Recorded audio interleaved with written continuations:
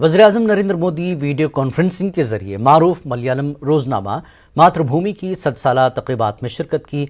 वज़ीर-ए-आज़म ने खिताब करते हुए कहा कि हिंदुस्तान तरक्की की राह पर गामजन है। Friends, we fully understand the importance of next generation infrastructure. Rupees 110 lakh crore are being spent on a national infrastructure pipeline. PM Gati Shakti is going to make infra creation and governance more seamless.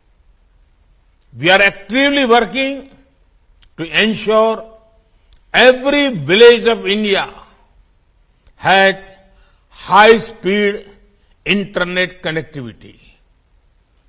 The guiding principle of our efforts is to ensure the future generations lead a better lifestyle than the present ones.